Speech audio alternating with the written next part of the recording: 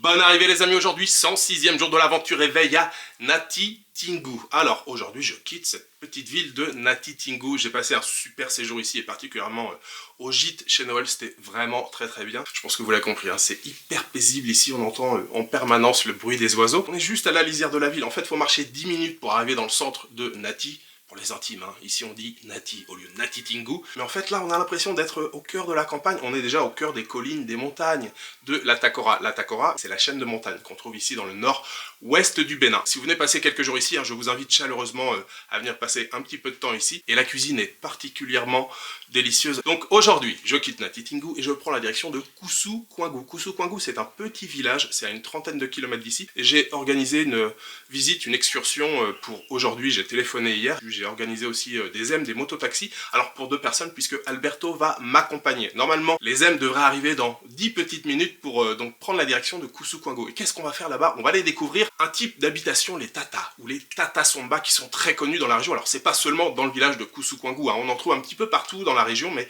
c'est là-bas que nous allons faire notre excursion. Et les Tata Somba, ce type d'habitation, ont vraiment une architecture assez particulière. C'est même pour ça que la plupart des touristes viennent dans cette région. Donc c'est ce que nous allons découvrir aujourd'hui. Je ne sais pas s'il me reste assez de temps pour prendre un petit café. J'ai déjà très soif avant que les hommes arrivent. Et nous prendrons ensuite la direction de Kousou Koingou. Alors c'est parti, nous quittons le gîte chez Noël. Nos 2 chauffeurs de Zem sont là. Et c'est parti, direction Kousou Koingou.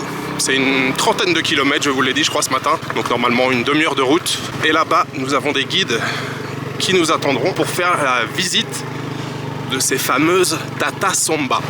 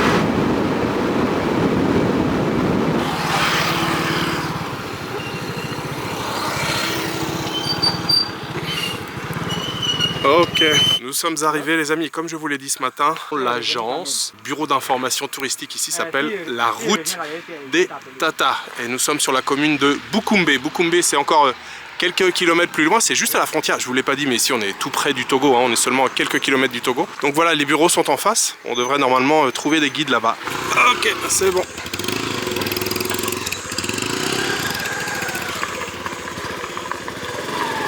Nous sommes avec nos chauffeurs, mais qui sont avant tout nos guides, Monsieur Jean et Monsieur Félix. Je suis avec Jean, Monsieur Félix est avec Alberto. Et donc c'est parti pour une découverte de la région, une découverte des fameuses Tata Somba, des habitations. Donc c'est parti, on va se laisser guider et on va découvrir cette jolie région.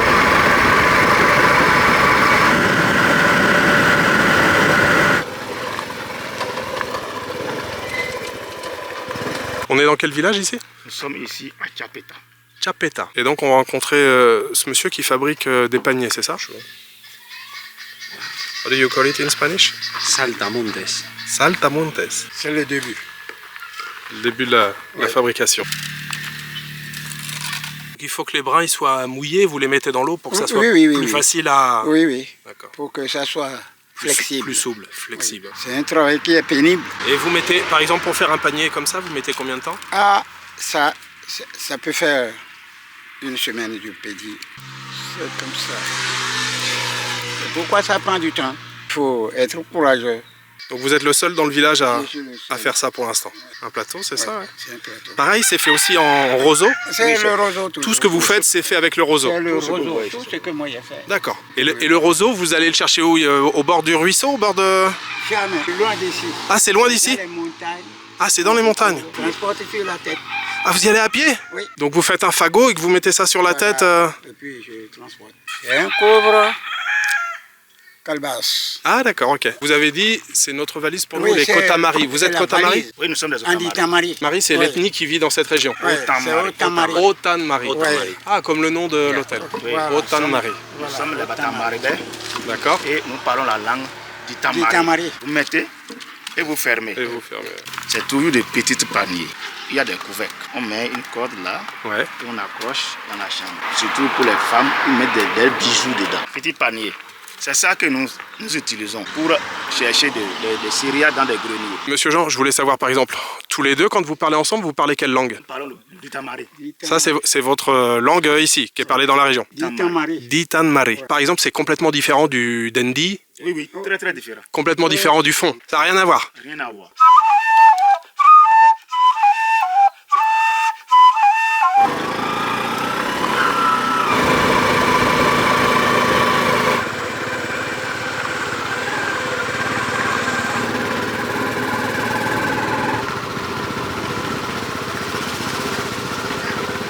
Donc là, on va découvrir les tatas. Oui, je vais d'abord vous faire visiter un baobab creux. Un baobab creux. Oui. J'ai juste une question. Des fois, moi, j'entends tata ou tata somba. C'est la même chose. En fait, le vrai nom, c'est Tatama Tienta. Ça veut dire la maison d'un Otamari. Otamari veut dire celui qui construit avec la terre. Comme le français ne peut pas prononcer comme nous, Ouais. il dit Tatama Tienta, il a dit Tata Somba. En fait, le mot Somba réunit plusieurs ethnies de la Takora. Nous avons les Wama, nous avons les Ditamari, nous avons les Ochao, nous avons les Berba. D'accord. Tout cet ensemble est les Somba. Et c'est le fruit de l'arbre qui s'appelle le faux fromager. Fromager. Et on a le noyau noir à l'intérieur. Le noyau noir, c'est ça. Donc ça peut se manger ou mettre dans des sauces, des choses comme ça? Ça se mange et aussi on le fait sécher pour faire la sauce. Donc en fait, on est juste en dessous l'arbre qu'on appelle le faux fromager. Et les fruits sont là, vous voyez, on en a ici. Ceux-là sont à peine mûrs, mais quand ils sont mûrs, ils commencent à s'ouvrir en fait. Et on peut le manger donc directement comme ça. Ça me fait penser à la noix de cajou quand elle n'est pas grillée. Eh oui, oui. Vous voyez ce que je veux dire? C'est pas mal, j'aime bien. Toujours des mangues, dis donc, il y a des belles mangues là. Hein. Ah oui, ce sont des mangues greffées. Greffées, c'est une variété? Oui, c'est une variété. Mangues greffées. Elles sont balèzes, hein. Elles sont grosses. Hein. Elles sont bien grosses. Oui, c'est un baobab Baobab. entouré de parasites. Ah d'accord, il y a un parasite en fait. Ça là, ces petites branches. Ça, ces petites branches, ce sont des parasites. Waouh! Super! C'est naturel. C'est naturel, ça s'est fait comme ça. Oui, il est né comme ça. On ne l'a pas creusé, même l'ouverture, personne n'a touché. On l'a vu. Personne n'a rien fait, c'est juste comme ça. Tout juste on a enlevé les déchets qui étaient à l'intérieur. D'accord, ok. Wow, incroyable. Il a environ 800 ans. Hein? Oui, 800 ans? 800 ans. Incroyable. On est à l'intérieur d'un baobab. Et on peut tenir au moins 10 personnes. Hein. Oui, 10 personnes. Oui, 10 personnes.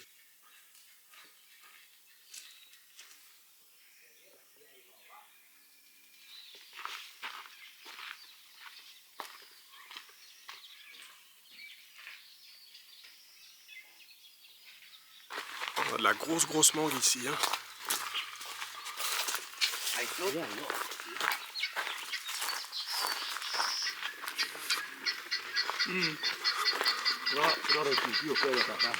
Le propriétaire, d'accord. Donc nous avons une tata sous les yeux. Sous les yeux.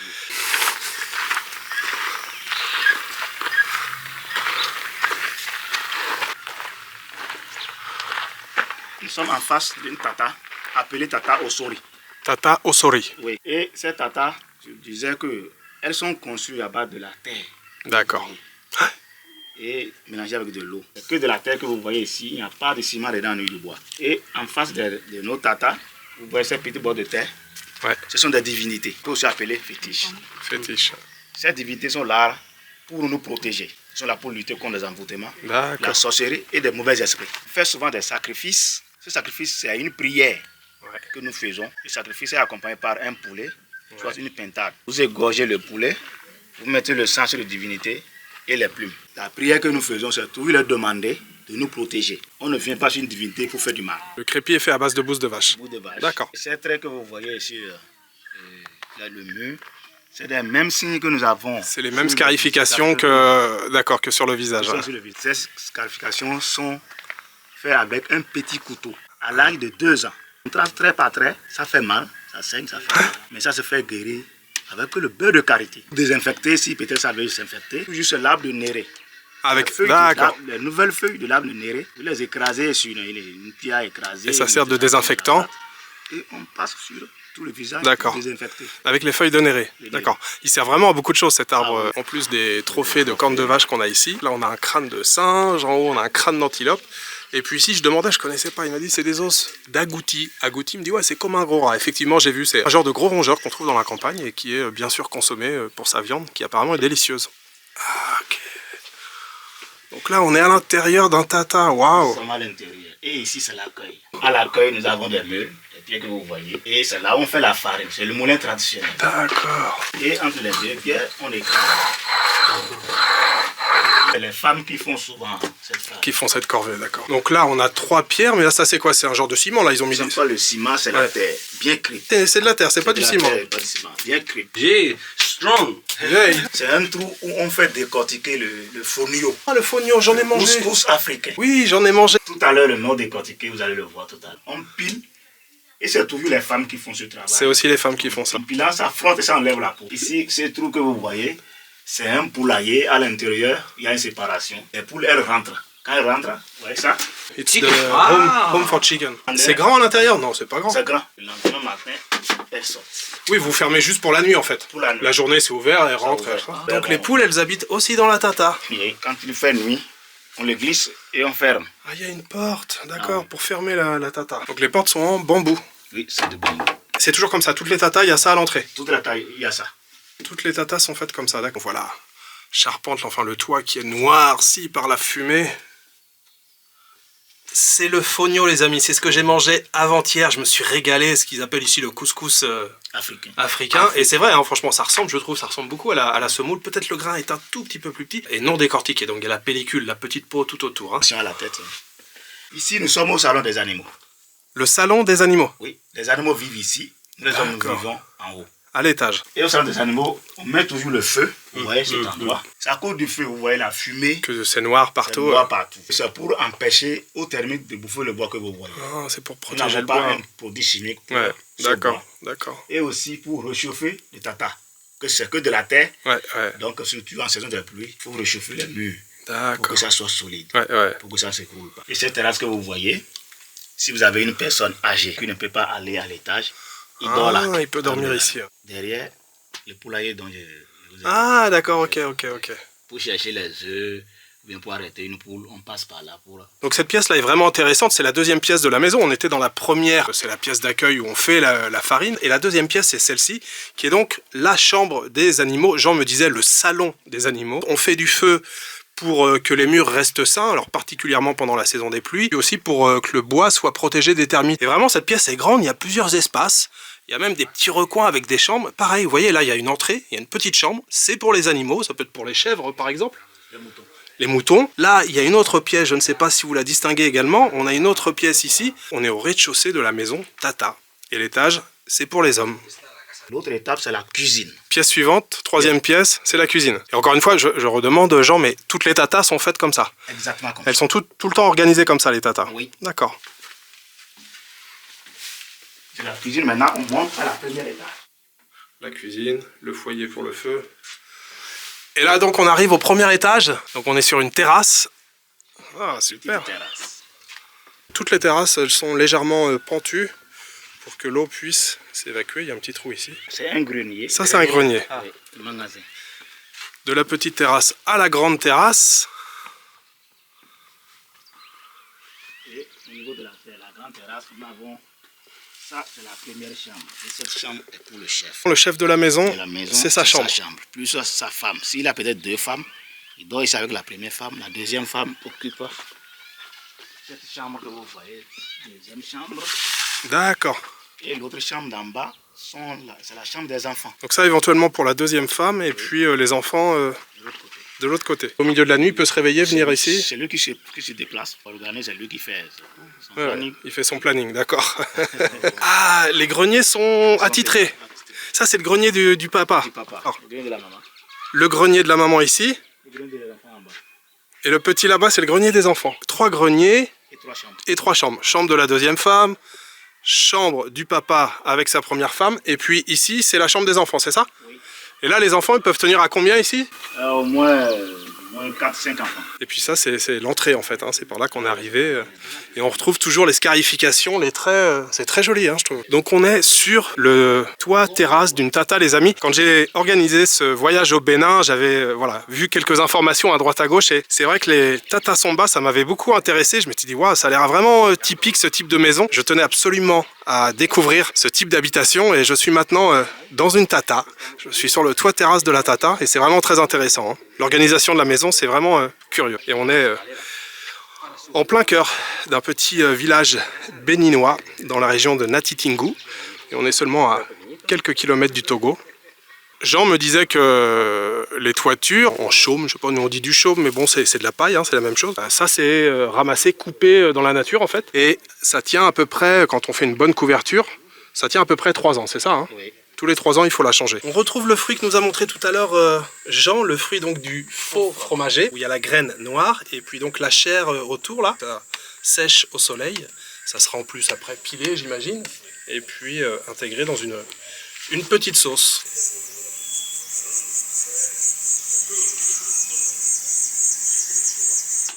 Attention là, la tête. Ouais. Le bas. Alberto, be careful.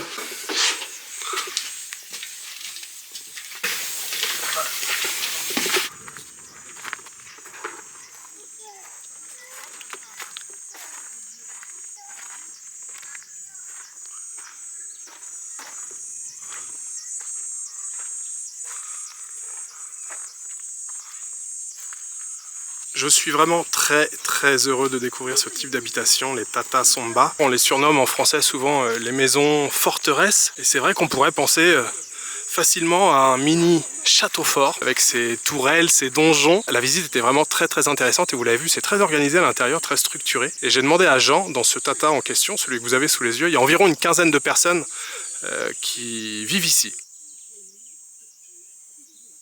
Là maintenant on va à Bukumbe, on va découvrir un autre type de tata. Ce type de tata c'est comment? C'est tata Osori. Osori. Et à Bukumbe on va découvrir les tata Ochao. Ochao, donc un autre type de tata. Et ça se trouve à Bukumbe. À Bukumbe. Chez Sonapi. Bukumbe, c'est combien de kilomètres d'ici? 15 km. 15 km. C'est une ville qui est à la frontière, hein, c'est ça? Oui, oui. C'est une ville. Ah, les manguiers ici sont balèzes les amis. Regardez-moi la taille de ces manguiers. Fait une petite pause une petite pause rapide juste pour acheter une bouteille d'eau. J'avais pas d'eau donc j'ai acheté une bouteille d'eau. On est dans le café du village, ça s'appelle établissement OTD Co. Ouais, c'est le seul bistrot, enfin le village c'est tout petit, hein, il n'y a même pas d'épicerie. Donc on a déjà décidé avec Alberto que nous viendrons ce soir prendre une bière ici. Oh, il y a de la bière à zinguer. Ok, c'est bon.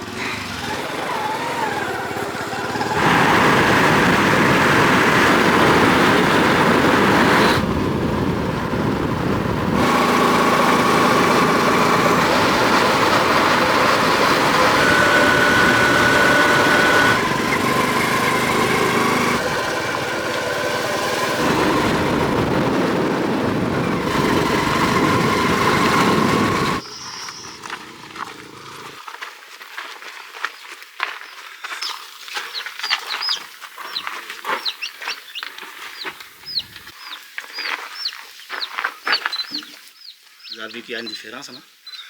Tous les fétiches à l'entrée. Wow. Les grosses bottes de terre, Ouais. ce sont des divinités. Les petites bottes, c'est la représentation des esprits, du nombre d'enfants qui sont dans la famille. Ici, et les types de tata, on les appelle tata au chao. Et sur les esprits ici, là, ils font aussi des sacrifices Oui, de la même manière. Ouais. Ils font souvent des sacrifices.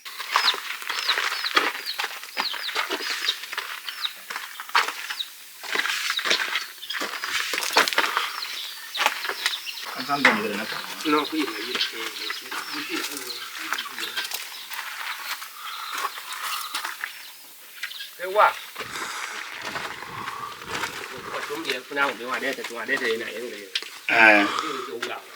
Au salon des animaux, les photos ne sont pas permises. Il y a des divinités ici qui n'aiment D'accord. pas là.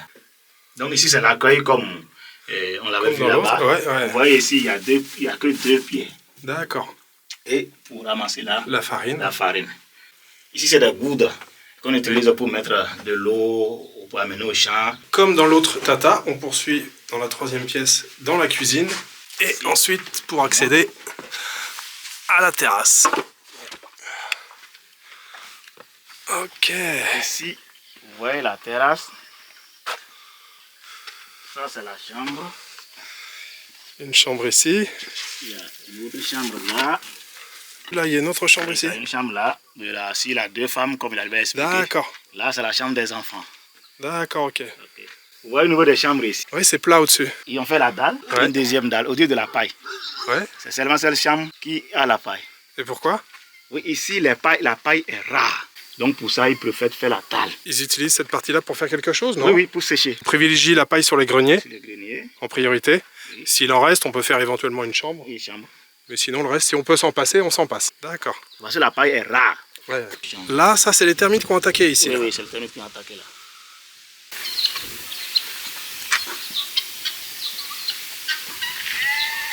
Donc, Jean, vous me disiez que votre peuple, vous êtes originaire du Burkina Faso. Ok. Vous êtes venu du nord et vous êtes installé dans la région. On a quitté le Burkina. On s'est installé quelque part où on appelle Dinaba. La construction du Tata a commencé par d'abord des cases rondes. Après les cases rondes, on restait dedans avec des animaux. Et il y avait en son temps, il y avait encore de grandes forêts où les animaux sauvages venaient dévorer les animaux domestiques. Notre ancêtre a dit, qu'est-ce qu'il faut faire pour empêcher les animaux sauvages? Il a relié les cases rondes par des murs. Il a haussé des murs et c'était vide, il n'y avait pas encore la terrasse.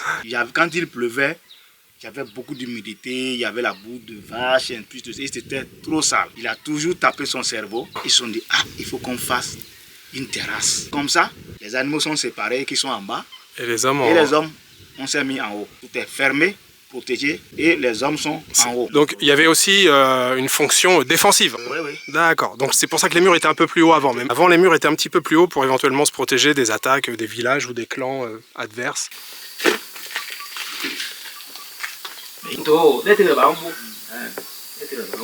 Ça, c'est le fogno, Jean. Sur les tiges encore. Le fameux fogno, le fameux couscous africain.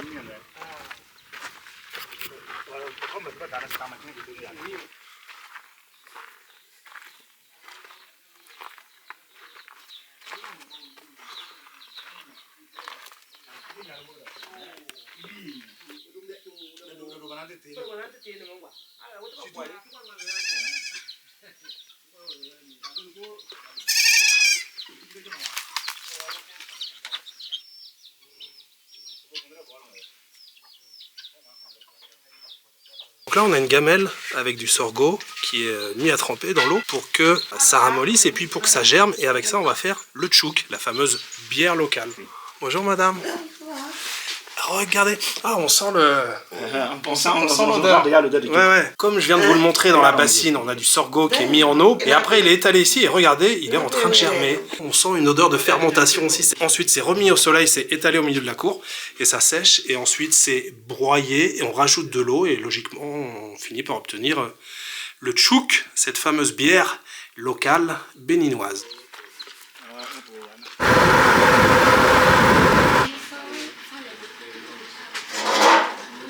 Alors nous sommes maintenant dans le village de Boukoumbe. On a terminé la visite pour ce matin. On a adoré. C'était vraiment très intéressant de découvrir ce type d'habitation et je vous l'ai dit ce matin, j'attendais ce moment avec impatience. Je ne peux que vous recommander la visite de la région. Ils proposent plein de circuits. Alors là, c'était le circuit Tata, mais il y a possibilité de découvrir pas mal de choses avec l'agence, donc la route des Tata. Là, ce matin, ils nous ont accueillis, mais vraiment super. J'ai trouvé en fait le nom sur Google Maps. J'ai trouvé un site internet ensuite sur Google. J'ai appelé hier, je suis tombé sur une femme. Je dis voilà, on est deux, on voudrait venir demain matin. Est-ce qu'on peut faire ça? Ouais, pas de problème. Et puis, on est ici en Afrique, au Bénin. Tout est flexible, on s'adapte, il n'y a aucun problème. À chaque fois, la femme me disait oui, il n'y a pas de problème, il n'y a pas de problème. Voilà, il n'y a pas de problème ici, tout est tranquille. Nous nous sommes arrêtés dans un restaurant, oui, on va déjeuner. Ça fait longtemps que j'ai pas fait déjeuner et dîner, mais aujourd'hui, on va faire déjeuner et dîner. On va retourner ensuite dans le village de Kousou-Kouangou. Alberto, lui, devait rentrer et finalement, il a changé d'avis, donc il va aussi passer la nuit là-bas. Et on boit de la flag.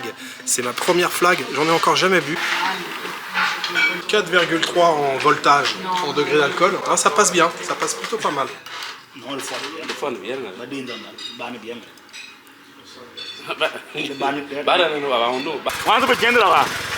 Ce repas était excellent. Poisson frit et le fogno à côté là, couscous africain. Ça c'est pareil, c'est plus que validé, c'est plus que adopté. Avec les bières, on a divisé l'addition par deux. On a payé 4300 par personne. Et 4300, ça fait 6,50 €.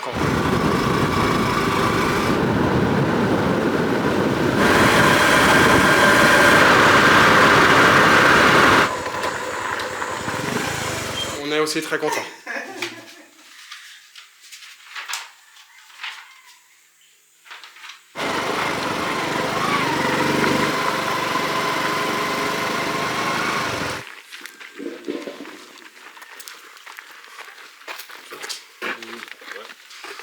Yeah, okay, it's exactly the same.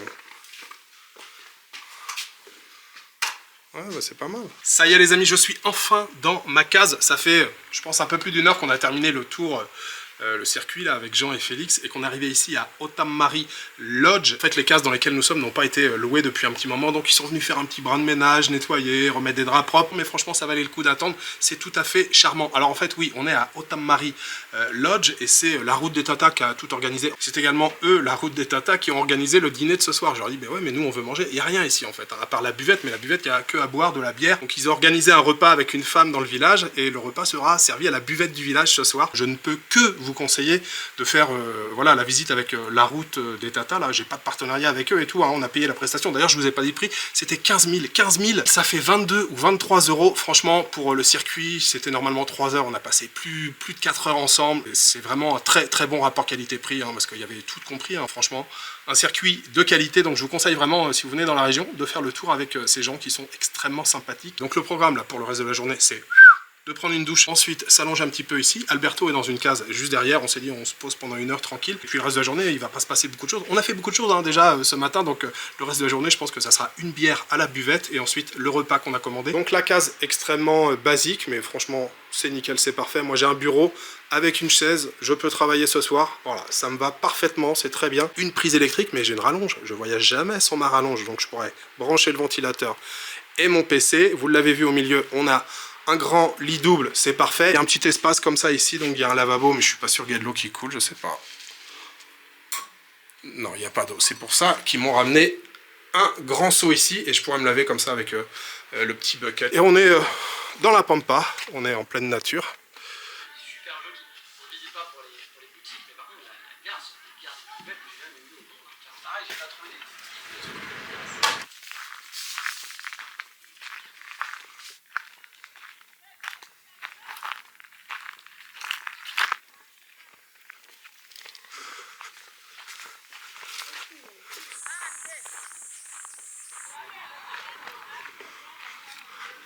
Alors, je viens de quitter ma case, je fais une petite marche en direction de la buvette qui est juste là à 50 mètres. Et juste à côté de la buvette, il y a une épicerie avec quelques friandises, des petits gâteaux, des sucettes, quelques boissons. Et puis là, dans ce seau, j'ai vu ces trucs-là qu'on appelle des beignets. Beignets. Beignets, c'est ça? Oui. C'est fait avec du blé, Le sucre, du sucre le sel.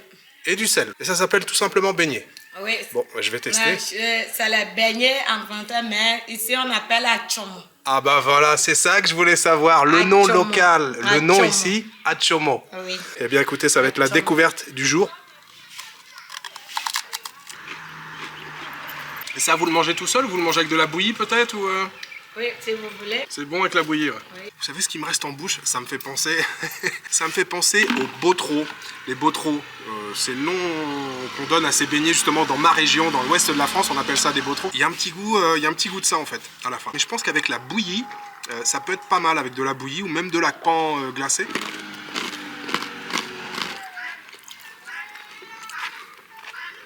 Ça fait du bien, hein. Ouh, bien frais là. Buen provecho. Buen provecho. Pour le menu ce soir, c'est une femme du village en fait qui a préparé à manger. On a une portion généreuse de riz ici. Là, c'était donc le plat principal avec une sauce tomate, oignon, un morceau de poulet donc qui est déjà dans l'assiette, et puis des morceaux de fromage peul. Vous les voyez pas trop, ils sont bien frits, ils sont noirs, mais on a du fromage peul ici. Et puis à côté, une bonne portion aussi de spaghettis. Ce sont mes premiers spaghettis ici au Bénin. C'est vrai qu'on en voit souvent hein, sur les menus. Et une petite béninoise pour la suite. Je vous souhaite bien sûr un très très bon appétit. Oh bah il y a de l'animation dans le village.